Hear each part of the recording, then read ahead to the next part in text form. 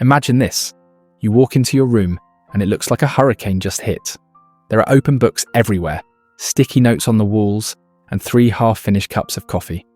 Or maybe you find yourself at 2 a.m. talking to yourself while pacing back and forth, debating the origin of the universe or how to improve a cooking recipe. Society has often taught us that being intelligent means being impeccable. Having an organised desk, going to bed early, and always having the right answer in 3 seconds flat. But what if I told you that many of your strangest traits, the ones people have called distracted, hermit-like, or even messy, are actually biological signals of a brain processing the world at a superior speed? Today we're going to break the myth of catalogue intelligence. We're going into the labs of neuroscience and psychology to discover 10 unusual habits that prove you have a very high IQ. Get ready, because after this video, what you used to call flaws will become your greatest assets. Reframing. Intelligence isn't what they told you. Traditionally, we've measured IQ, intelligence quotient, as a rigid logical mathematical capacity. But modern science tells us that intelligence is, above all, efficiency and adaptability. A high IQ brain isn't necessarily one that knows more, but one that connects dots others don't even see. It's a brain with high functional connectivity. This means the information highways in your head have more lanes and fewer traffic lights. If you feel different, it's not because you're broken. It's because your operating system processes such a massive amount of data that it needs escape mechanisms and habits that, to everyone else, seem strange. The 10 weird habits of high IQ. Creative chaos, the messy desk. Have you been scolded for your clutter? A study from the University of Minnesota suggests that messy environments stimulate a break from tradition and foster creativity. A high IQ brain prioritizes problem solving over the aesthetics of the surroundings. Your mind is so busy creating order in your ideas that physical order takes a backseat. Talking to yourself, self-explanation. No, you're not losing your mind. Talking out loud to yourself helps organize thoughts, improves memory, and reinforces focus. It's a cognitive technique called self-explanation. By turning thought into verbal language, you force your brain to structure information logically. It's like having an internal mentor working 24/7. Being a night owl. Are you someone who comes alive when the world goes quiet? Research indicates that people with higher intelligence tend to be more active at night. Evolutionarily, this makes sense. The night offered a space of calm, away from social distractions, allowing for the deep, reflective processing that the noisy daytime doesn't permit. Insatiable curiosity, the rabbit hole effect. Do you start by looking up how an engine works and end up reading about the history of 12th century ceramics?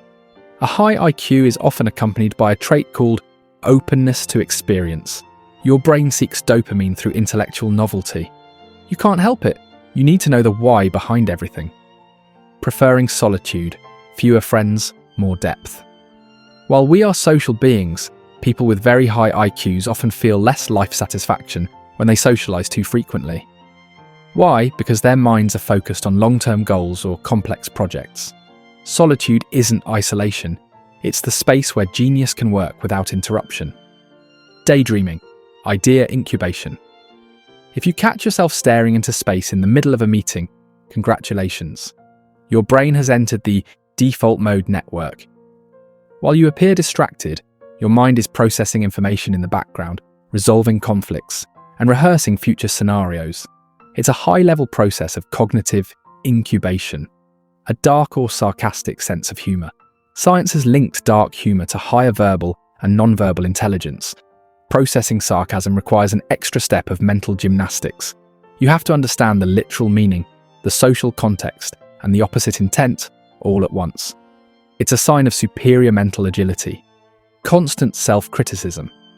The inverse Dunning-Kruger effect. While less capable people often overestimate their abilities, geniuses tend to underestimate themselves. They are so aware of the vastness of what they don't know that they often feel like imposters. If you doubt your intelligence, you are likely more brilliant than you think. High sensitivity to background noise, mild misophonia. Can't stand the sound of someone chewing gum or a ticking clock while you work? People with high IQs often have more porous sensory filtering. Because they absorb more information from the environment to process it, it's harder for them to ignore irrelevant noises. Your brain is simply paying too much attention to everything. Structured procrastination. It's not laziness, it's efficiency.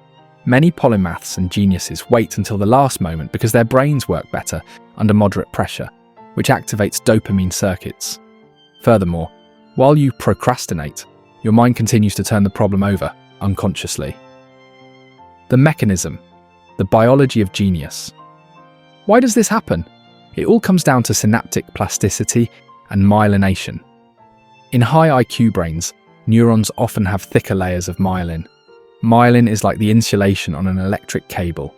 The thicker it is, the faster the electrical impulse travels without losing energy. This allows you to make logical leaps in milliseconds that would take others minutes. Your weird habits are simply how your body manages this high-performance engine. Practical strategies, how to power your weird mind. Tool 1, the strategic solitude block. If your brain gets drained by social noise, schedule 90 minutes of absolute solitude a day. Use it for your insatiable curiosity. It's not selfish, it's preventive maintenance for your mind. Tool 2, use your chaos. If you're messy, don't force a minimalist order if it blocks you. Instead, use an overflow notebook to jot down all those ideas that appear while you're daydreaming. Tool 3, labeling the imposter. When self-criticism attacks, remember it's a symptom of your intelligence. Say, I feel this way because I know enough to see what I'm missing. Trade doubt for curiosity. Warnings and caveats. These habits are correlations, not absolute rules. Many of these traits overlap with high sensitivity or neurodivergent or high-functioning autism. Having these habits doesn't automatically make you a genius, and lacking them doesn't make you less capable. Intelligence is a vast and beautiful spectrum. Psychological support. Embrace your difference. Being different can be lonely. You might have grown up feeling like the odd one out at family dinners or the one who doesn't fit in the office. But the world doesn't move forward thanks to those who fit in. It moves forward thanks to the night owls, the people talking to themselves seeking solutions, and those who see chaos as a canvas. Don't try to turn your mind off just to make others comfortable. Learn to use its power, forgive your mess, and celebrate your curiosity. You aren't weird, you're just operating on a frequency that not everyone can tune into. How many of these 10 habits did you recognize in yourself? Tell me in the comments. Realizing others share our quirks is often the greatest psychological relief there is. Remember, your mind is your greatest garden. Cultivate it with patience. See you in the next video.